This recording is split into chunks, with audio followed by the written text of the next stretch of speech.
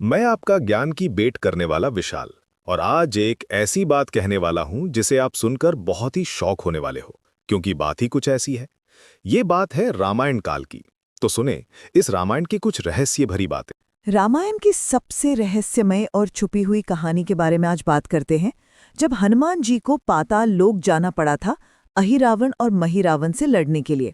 यह एपिसोड इतना कंट्रोवर्शियल क्यों है कि मेन स्ट्रीम रामायण में इसे शामिल नहीं किया जाता।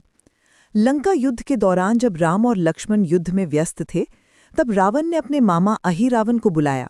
अहिरावण पाताल लोक का राजा था और उसके पास अद्भुत जादुई शक्तियां थीं।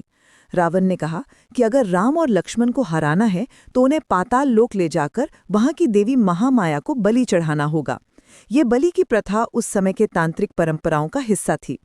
अहिरावण अपने भाई महिरावण के साथ मिलकर एक चालाकी भरी योजना बनाता है। वे दोनों साधु का रूप धारण करके राम और लक्ष्मण के पास पहुंचते हैं। हनुमान जी को तुरंत शक हो जाता है, क्योंकि उनकी दिव्य दृष्टि से वे इनकी असली पहचान भांप लेते हैं।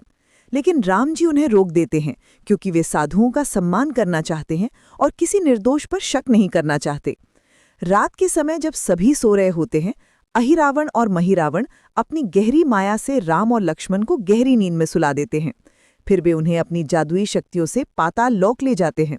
सुबह जब हनुमान जी को पता चलता है तो उनका गुस्सा 7वें आसमान पर पहुंच जाता है। वे तुरंत पाताल लोक की तरफ निकल पड़ते हैं। पाताल लोक में पहुंचना आसान नहीं था। हनुमान जी को कई खतरनाक बाधाओं का सामना करना पड़ता है। वहां का एंट्रेंस एक गुप्त गुफा से होकर जाता था, जो समुद्र के गहरे तल में छुपी हुई थी। इस गुफा के चारों ओर विषैले सांप और राक्षस पहरा देते थे।